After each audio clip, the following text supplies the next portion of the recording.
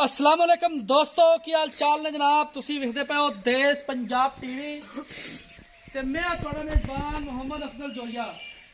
दोस्तों सबसे पहले अपने चैनल करो सब्सक्राइब, बेल आइकन का बटन दबाओ तक साड़ी लेटेस्ट और बेहतरीन वीडियो तुहाडे तक बआसानी पहुंच सके और तुसी देखो सब तो पहले।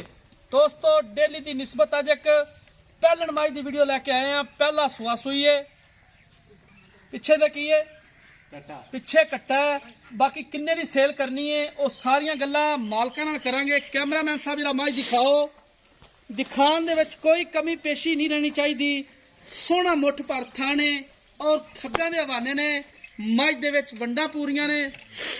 स्याह काली है, एक रंग दी अख भी स्याह काली है। मन की अख है, बड़ी खूबसूरत है। कैमरे दी नजर है। वीरां भरावां दे सामने झोटी है। सिर तो लैके पैरों तक सिर्फ एक ही रंग झोटी का। हमेशा कोशिश करी दी है अपने वीरां वास्ते खूबसूरत जानवर लैके आई दे ने। अपने वीरां दी नजर करी दे ने खूबसूरत जानवर। माशाल्लाह हड्डी कुआड़े वर्गी, पूछल बरीक पतली, खुड्डा पुट्ठा हर एक चीज कैमरे की नजर है। कैमरामैन साहब इकाब दी नजर नाल तुहानूं झोटी दा अंग अंग चेक करांदे फिरदे ने। दिखावन दे विच कदे कोशिश कैमरामैन साहब ने छड्डी। उन्नी क्वालिटी बिल्कुल साफ है, अच्छी नस्ल जात की झोटी है। बाकी मालकां नूं बुलावांगे, उन्हां कोलों पुछांगे किन्ना दुध है, किन्ने दी सेल करनी है, की हिसाब किताब है इस झोटी दा। वो सारियां गल्लां पुछ लैने मालकां तो। ऐ कट्टी है पिछे, कट्टा पिछे, मां ते गया बिल्कुल सावा ही स्याह काला है। मत्थे ते चार कुवाल सफेद है ने। बाकी पूरी मरले मरले दी वांडे झोटी दी गिठ पैंदी है चार चफेरों। सोहना मुठ दा थान है, खीरी वाला वाना। तुसीं भाई अच्छा अस्सलाम वालेकुम। वालेकुम सलाम। की हाल भाई? और सारी खैरियत है? की हाल? अच्छा जेड़ी झोटी है किन्ना दुध करिए? 12 लीटर फादर मौके करदी पई है। यानी जेड़ा आपां चुआ लेना जेड़ा कोई वीर भरा चुआ सकदे 12 लीटर चुआवांगे जी। 4 दिन दी ये भी सही।